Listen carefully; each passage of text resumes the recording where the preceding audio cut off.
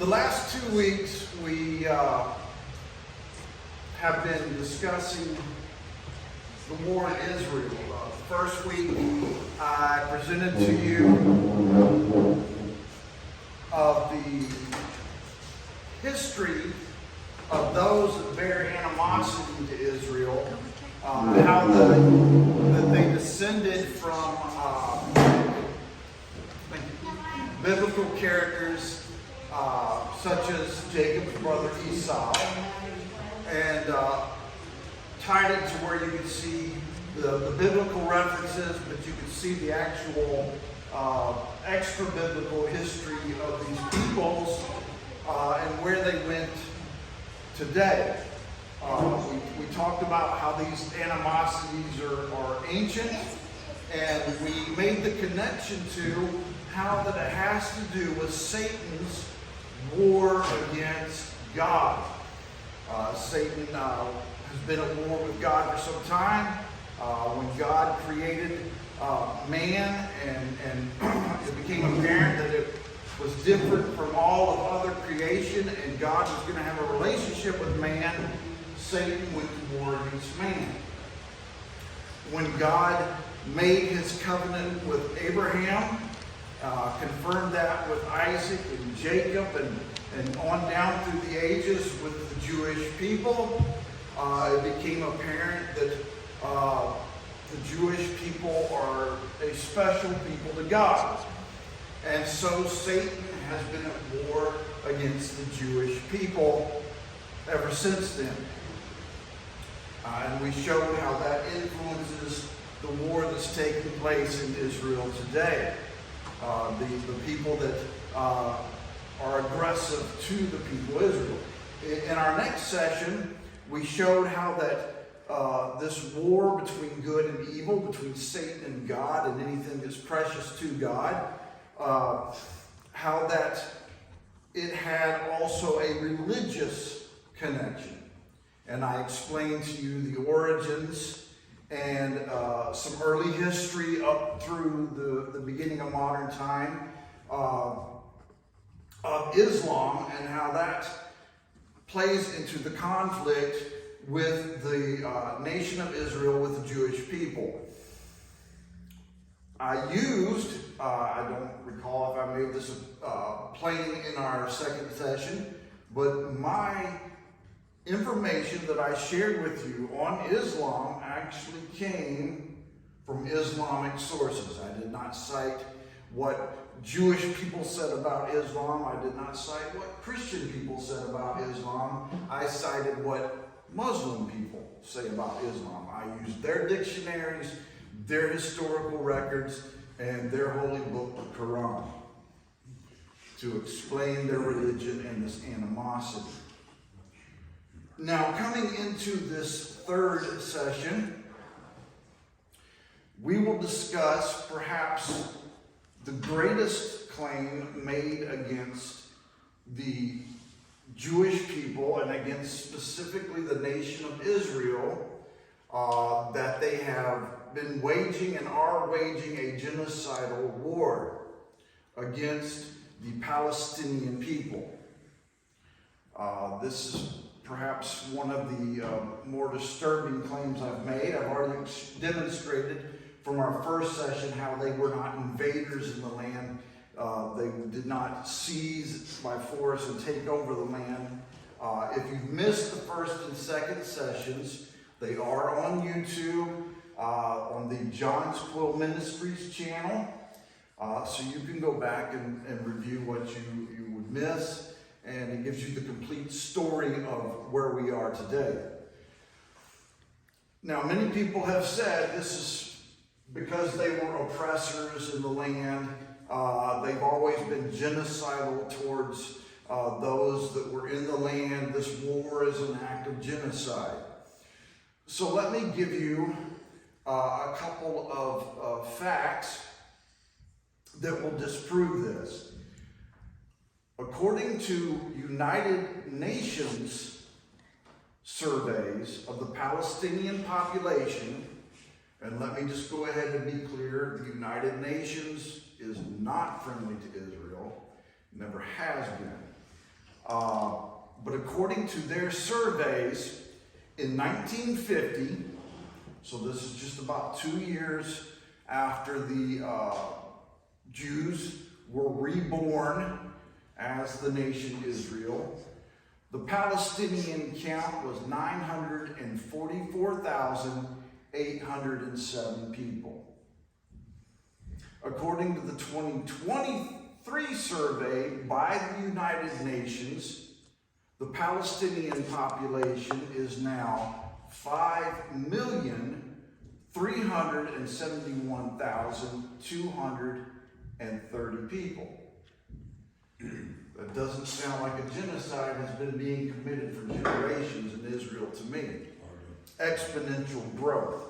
In fact, the 2023 numbers, according to the United Nations, were up 2.31% over the 2022 count. And that has been the rough average of growth year over year since the year 2001. This is the growth of those that call themselves Palestinians, those that are in the land that are Arabs, non-Jews. You have Israel. I'll get to Israel's count in just a moment. The 1990s saw a larger growth of between 4 and 5%. Between 1960 and 1970, there was a growth decline, but understand there were a couple of wars that took place during that time, and many Palestinians immigrated out of the land into Egypt and Jordan and Syria and Lebanon, okay? So that accounts for the population declines there. Now, you asked about the Jewish count. So according to both Palestinian and Israeli census counts in 2014, and there's been a little bit of growth since 2014, obviously. In 2014, the Palestinians said we have 6.1 million people. Okay, that seems a little bit down from the 2023 count, but there again, you do have some immigration and stuff that takes place. But the Jewish census said, okay, well, we agree with that, and our count of our people is 6.2 million people. Almost the same numbers, a very rough heritage. It demonstrates that they have been growing pretty much equally together over time. Now, I want to look at a couple of passages because the Jewish mentality, the mentality of the government of Israel, you will see is based on what God said to them. Leviticus chapter 19, verses 33 through 34. Now this Leviticus is, of course, the recording of the laws that God laid down for the people of Israel to abide by. Leviticus 19, 33 through 34. God says to them, "And if a stranger dwells with you in your land, you shall not mistreat him. The stranger who dwells among you shall be to you as one born among you, and you shall love him as yourself, for you were strangers in the land of Egypt. I am the Lord your God." So that's according to the law the Lord handed down to Israel. Now let's take a look over in Zechariah. He's toward the end of your Old Testament. Zechariah chapter 7, verses 9 and 10. Here again we have the Lord speaking to Israel through the prophet Zechariah. Thus says the Lord of hosts, "Execute true justice, show mercy and compassion, everyone to his brother. Do not oppress the widow or the fatherless, the aliens or the poor. Let none of you plan evil in his heart against his brother. Now remember, Esau, the father of many of the tribes, the ethnicities that are now hostile to Israel, was the brother of Jacob, who became Israel. God changed his name to Israel. The Jews descended from him. So in a sense, Israel and many of the people that bear Israel animosity share a brotherhood. So that makes that passage a little bit more clear. Now let's consider some things. Many charges have been made that, well, Israel is committing genocide in their war in Gaza against these people. As I pointed out to you time and again, the real attempts of genocide have always been made by the enemies of Israel, whether it be the Elamites, whether it be the Amalekites in ancient times, whether it be followers of Muhammad as they progressed through history, whether it be the Nazis in World War II. You always see the attempts of genocide coming from the enemies of Israel. And might I add, the enemies of God, because you never see righteousness or anything that indicates a following of the true God in these people. Because the true God concerns himself with life. He is about us having life. Jesus said, I am come to have life, that you might have life and have it more abundantly. But even before Jesus came, even in the Old Testament, you look at many of the laws that were handed down to the Jewish people, whether it be just the 10 Commandments or all of the Levitical law, and most of it had to do with, one, you maintaining good health and a good lifestyle that keeps you from the destruction of sin. Then it would have to do with maintaining a moral value, moral character, good behavior that helps you to get along with your fellow man. And then it would have to do, of course, with your life and getting along with God. Because let's face it, regardless of whether you follow the Judeo faith or Christianity or even Islam, not abiding by the laws that are handed down to you by your God, if it be the one true God or be a false God such as Allah, there are repercussions. God gives you the laws for your own good if you're Christian or Jewish, and that you might have life and have it more abundantly. Allah gives you rules to make you do what he wants you to do, if there were truly a deity such as Allah. But Muhammad handed these things down through the Quran and the Hadith.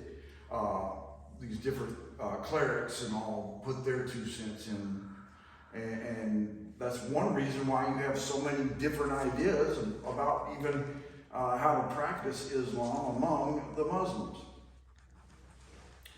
God, the one true God, the only God, desires that we have life and we have it more abundantly.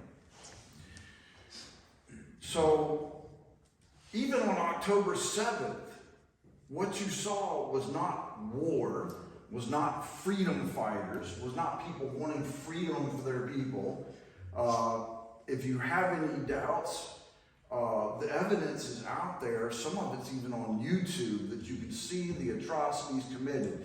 You don't attack villages of families sleeping and massacre them and commit atrocities against them, the defilement of bodies and the raping of women, young and old, the beheading of babies and the cooking of them in ovens. That is not anything more than what Satan would do. We've seen it time and time and time again in history. So let's compare some things. Israel had a righteous and just reason to go to war. To go to war to deal with this terrorist organization named Hamas. They've gone to war. And I will lay out some of the steps they have taken to protect women and children, those that are non-combatant in the area as we move on. But they are engaged in a war, and war causes destruction. War causes death. And unfortunately, sometimes non-combatants are caught in the crossfire. It's been true of every war fought in the history of man. But if we want to compare what's going on there, the amount of death and the amount of destruction, let's do that. Let's compare that. Let's consider the American Civil War. Now, we can all agree that slavery is a bad thing, and your history books will teach you that that was the reason they went to war. That's not the whole truth. Actually, that's a small portion of the truth. That's a lesson for another day. But we can agree that slavery is bad and slavery needed to end, particularly in our own borders. And so a war breaks out. The truth of the matter is the war didn't break out at the beginning. Southern states seceded, created their own nation, separate from the northern states. And the war actually broke out over the issue of Fort Sumter. Now, people keep saying Israel should try a two-state solution. Israel should try a two-state solution. As I pointed out to you in earlier sessions, Israel did try a two-state solution.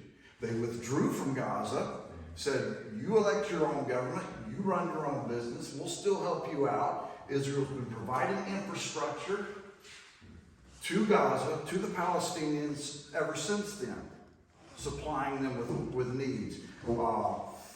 As a matter of fact, if you don't believe me, Israel lays water pipes in Gaza, Hamas digs them up and turns them into rockets. If you don't believe me, YouTube contains the videos of that too. But Israel tried the two-state solution. We see how that turned out. In the same sense, the South seceded from the North in the United States. Abraham Lincoln could have accepted a two-state solution. Why didn't he? He should have tried a two-state solution. Think of all the people that died that didn't have to die if only he'd abided by a two-state solution. Do you see how ridiculous that is? Abraham Lincoln said, no, we were formed as one nation. We're one union under God. I need to do whatever I can to preserve this union. Not only that, of course, we all agree slavery needed to end. Now, on that sense, we can argue who was most just, the justness of the war. That's a debate I don't care to have. It's not relevant to our situation, but we can agree that we can see how the war occurred, and we can certainly say that it was just that slavery ended, and it was the best thing for us and the world that the Union remained together. One nation under God. But the American Civil War was the first total war in modern history. You think, well, 1860s, that's not very modern. But it is. You think about the industrialization and the way it was booming and expanding and the marvelous things that were coming out of that, production methods becoming more and more efficient, the weapons of war, cannon, rifles becoming, transitioning from muskets to repeating rifles and pistols that could fire multiple shots before reloading, and even things that were invented such as the Gatling gun that could, basically an early type of machine gun. So it's a transitioning into the modern era. And this would have been the first total warfare. Total warfare is where two belligerents go at it and they do whatever they think they need to do to win the war. No holds barred, as we would say in a pugilistic contest. Yet the American Civil War, and it's hard to determine exact numbers because there's not complete record keeping from the time. It can be challenging to separate how many people died that were soldiers from how many people died that were civilians, but it took between 620,000 and 850,000 lives. That's a lot of people. Now, in order to win the war, the South had a lot of fighting spirit. And as many Southerners were used to being out and about in the woods and things of this nature, they were very good at waging warfare from the sense of guerrilla type warfare or from sniping, things of this nature. And early on, the South actually won a number of major victories. They actually were inside of Washington, D.C. After a couple of victories and could have probably shut the war down then. The North knew they had to break the fighting spirit. One of the things that was essential to doing this was to taking a key city on the Mississippi from which a lot of Southern industrialization came, the city of Vicksburg. The Northern armies tried a couple of times, suffered huge defeats trying to take Vicksburg. The South had really fortified Vicksburg, had a lot of fighters there. So they eventually got the idea of, we'll lay siege to Vicksburg. We'll shell it every day. Eventually they'll either get tired of being hit by artillery or they'll start getting hungry and thirsty and they'll surrender, which is precisely what happened. Hundreds of civilian casualties in that engagement. Then, of course, Ulysses S. Grant sent General Sherman on his march to the sea to break the fighting spirit and will of the Southern people. Because as long as the Southern people had that fighting spirit and will, this war could go on forever. Farms are raided, farms are destroyed, Atlanta is burned, if you remember your history.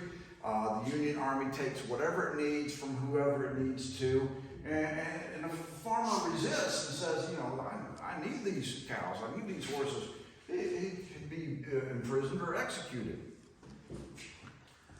Was the Civil War a worthy cause? I'll leave that for you to decide. Were these worthy tactics? Well, a lot of casualties, a lot of heartache, a lot of destruction.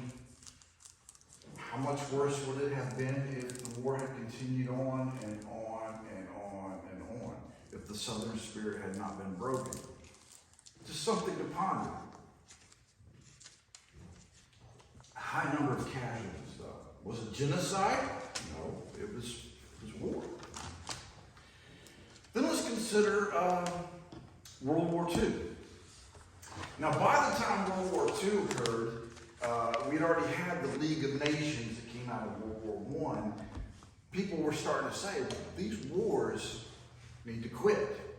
There's been wars in Europe for centuries. It's getting old. The death and the destruction that took place in World War I, it's awful. Well, of course, wars couldn't be stopped. As long as there is man on the earth and man has sin nature that he inherited from his father Adam, and as long as Satan is still able to work his little strategies, there will be war. So they begin to develop rules for war. But nonetheless, World War II comes along, and unlike World War I, which was mostly armies fighting from trenches, battling it out on battlefields, you know, there were some civilian casualties, there were some damage to civilian infrastructure, but mostly it was armies battling it out. Unlike that, World War II comes along, and the Axis powers, Japan, Italy, and Germany, they're pretty aggressive, pretty brutal right off the bat. So the Allies begin to fight back, and it becomes a slugfest that erupts in total warfare. Again, No holds barred, anything goes. It's actually been referred to as the war on civilians. I've walked through many of these places in Europe that were just bombed to rubble. And they've actually preserved some of these bombed out churches and other significant buildings as bombed out rubble, with what remains of them standing and what's rubble, to remind people of what that war caused. But it went from trying to attack military infrastructure to finally we got to break the will of our enemy. And both sides were doing mass bombings on civilian cities, trying to break the will of their enemy. Eventually, Germany and Italy, they're defeated, but the Japanese appear that they could fight on forever. They actually appeared willing to fight every man, woman, and child. On Okinawa, the Americans did encounter women and children fighting in support of the Japanese, even though the Japanese were brutal to the Okinawans.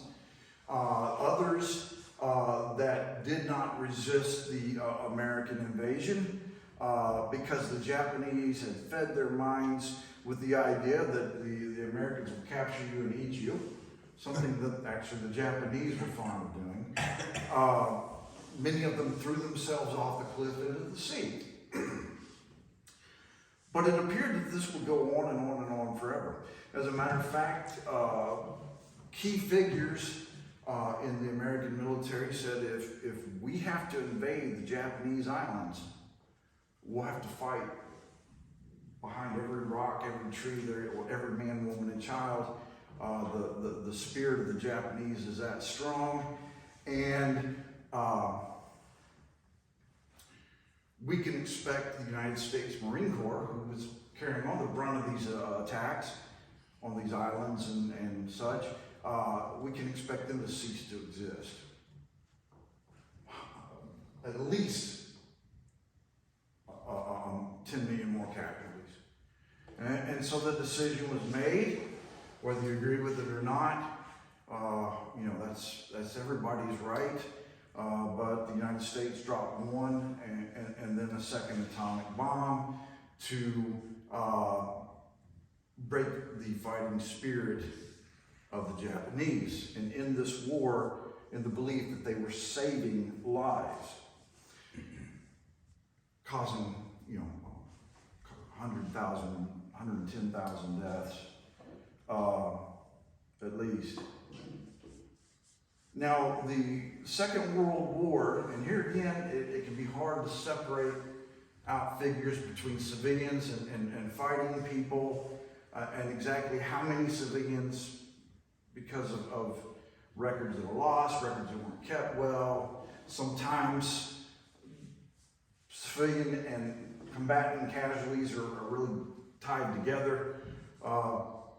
But you're looking at between 50 and 56 million deaths in the Second World War by military action, okay? Another 19 to 28 million deaths by disease and famine.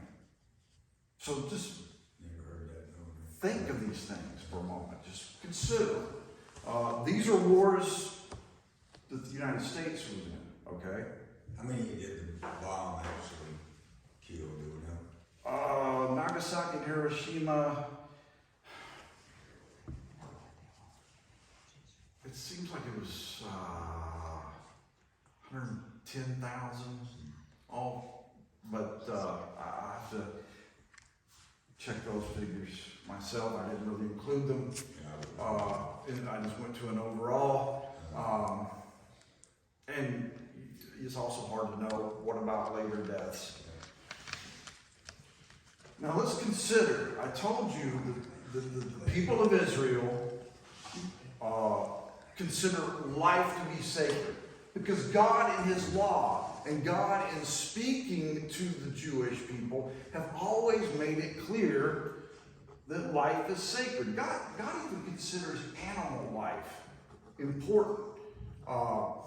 when he told man to tend the garden and take care of it, and he told the various creatures he made, be fruitful and multiply, as recorded in the creation account in Genesis. And he told man, be fruitful and multiply, move over the earth and subdue it. And that doesn't mean to conquer it and rule over it, but subdue it in a sense to tame it and cultivate it and to make it grow.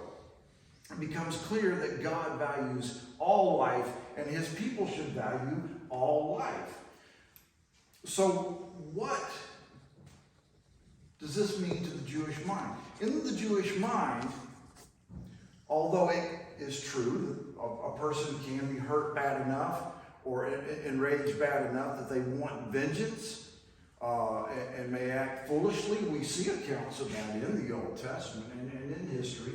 But we also see that in God's laws, he put protections such as cities where someone could flee to and therefore imprison themselves for a crime versus facing the wrath of an angry husband or angry father or angry brother. He put that right into his law. He's made the efforts to protect mankind. Brother against brother, brother against foreigner, as read in the scripture that I began with. If you look at the Genesis creation and the temptation of man, the sin of man accounts in Genesis chapter 1 through 3, you see the value that God places on life. If you look in Genesis chapter 9, verses 6 through 17, where Cain slew his brother Abel, we see the value that God places on life, because he had to punish Cain for his sin. He told Cain, your brother's blood cries out to me from the ground. I know what you've done, and there's got to be a penalty for it. Did God kill him on the spot? No. He told him, because you've got sin, it will ultimately lead to your death, but you're going to be cast out from your people. And what was Cain's response? Well, people will see me and know that I'm a murderer, and they will murder me. And God actually placed protection on Cain and pronounced that if anybody murders Cain, they're going to answer to me, and it's going to be much worse for them. It's right there in Genesis chapter 9. Read it for yourself.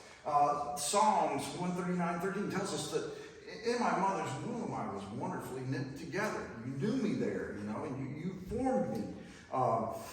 As I mentioned already, the Ten Commandments give us keys to having a good life and getting along with others. And the Levitical law, the same. So in the Jewish mind, there is a respect for the sanctity of life. It's considered tragedy even when one of your enemies is slain, even if it's necessary. The IDF, the Israeli Defense Force, takes steps to prevent civilian casualties. They have tactics, such as they spend a good bit of time gathering intelligence before they do anything.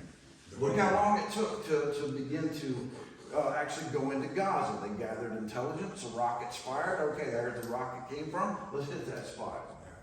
We saw that go out for a couple of weeks. They give advance warning when possible to civilian populations. This is not me saying it. This is not the Israelis saying it. This has been reported by CNN and other organizations which are not necessarily friendly to Jews or Christians or democracy or freedom or anyway. These are not necessarily good organizations. But it's well documented, even by some Middle Eastern journalism outlets, that Israel dropped pamphlets over and over again into Gaza, saying, here, we're going to attack this area, you go that way. They sent out messages via text and phone. They sent out messages via social media. That is one of the IDF tactics based upon their own manuals of standard operating procedure for the military. They make great use of surveillance drones. Even as they are closing in on a target, they have surveillance drones looking to ensure that there are combatants in their target area, but looking to see if there are concentrations of civilians. One thing you've got to understand, these people, Hamas, which make it no secret that they hate Jews, they hate Israel, they want the Muslim caliphate to rule the world. They're supposed to be these brave and glorious fighters, yet they hide in amongst civilians. Don't take my word for it. The photos of rocket sites in children's playgrounds, tunnel entrances in children's playgrounds. These photos are on the internet. You can go to YouTube. You can see footage, not just from the IDF, but from journalists embedded with IDF units revealing these things to be true. They hide amongst civilians. It makes it very hard for the Israeli army to do its job. They have to proceed with extra care, and sometimes it causes Israeli casualties. They get everybody out of the hospital. Is the hospital clear now? Have they finished it and moved on? Or? Al-Shifa? Yeah. Well, it was supposed to be cleared. Yeah. There was evidence that hostages had been there. Some of them, actual dead bodies were recovered. So we know that some hostages have died in captivity. It's very clear that that was one of their headquarter locations. That tunnel system still has to be dealt with. And with this pause in action, it is guaranteed that Hamas will be making moves of materiel and men to prepare to fight again. That's why they didn't just go ahead and release all the hostages and say, okay, you beat us, we're sorry, we'll go away. No, they always, it's been done over and over and over again, these types of negotiations. But another thing that the IDF does is the selective application of military force. What does that mean? Well, you've just fired a rocket from there. Can I fire a single rocket back in and destroy your launch site? What kind of civilian casualties will that cause? I see that you've got a group of fighters there. Can I deal with it from the air, or is it going to cause too much risk to civilians? Do I have to send ground troops? They try to pick the most appropriate application of military force. And they're very smart. They've got things that they can fire into these tunnels. They send drones down into tunnels to see as far as they can see into them before they ever send men in. They will use non-lethals many times in these tunnels to try and drive enemy combatants out. They use smoke to try and map out tunnels before they actually put people in them. They even use foam bombs to cause obstructions at intersections and things. They use many tricks and tactics to try and reduce the number of casualties.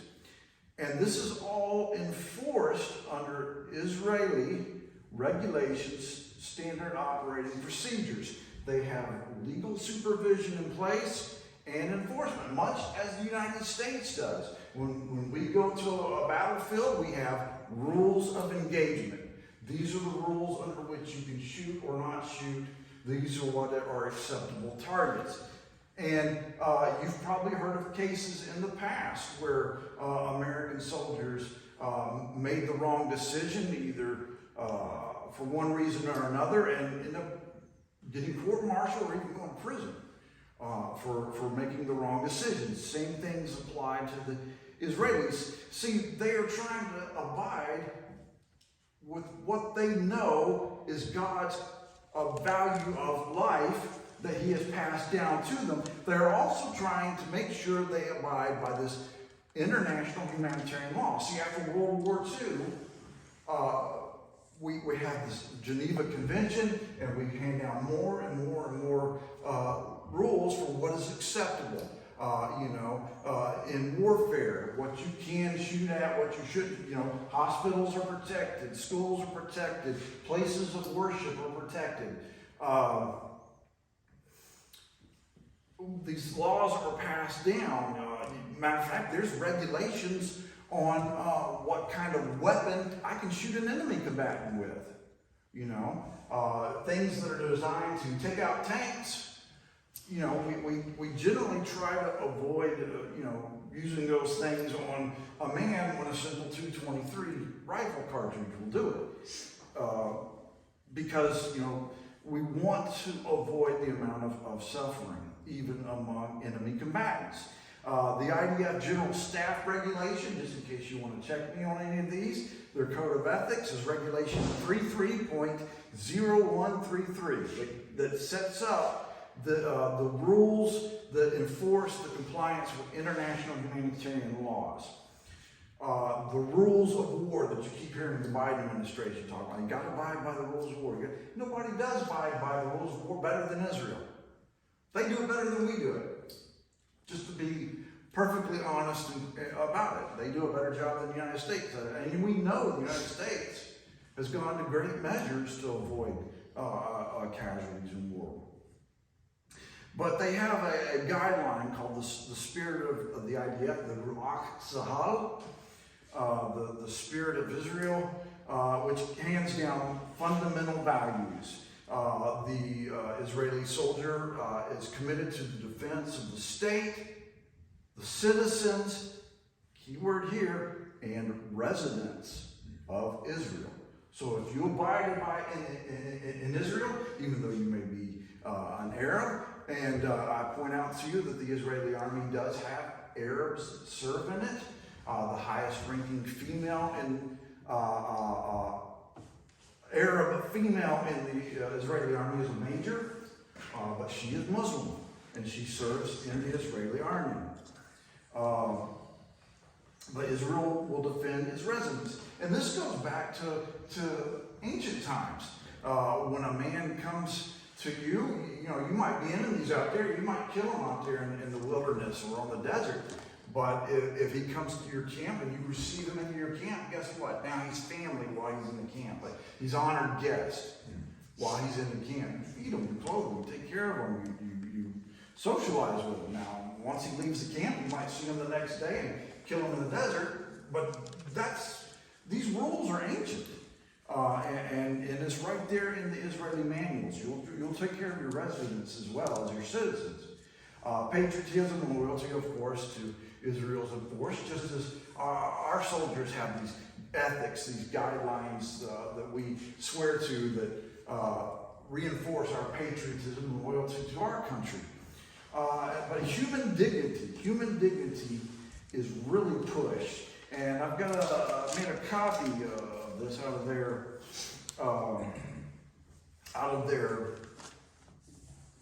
guidelines. Number one of the values that make up this code of ethics. Number one, human life. The IDF serviceman will, above all, preserve human life in the recognition of its supreme value and will place himself or others at risk solely to the extent required to carry out his mission. The sanctity of life in the eyes of the IDF servicemen will find expression in all of their actions, in deliberate and meticulous planning, in safe and intelligent training, and in proper execution of their mission. In evaluating the risk to self and others, they will use the appropriate standards and will exercise constant care to limit injury to life to the extent required to accomplish the mission.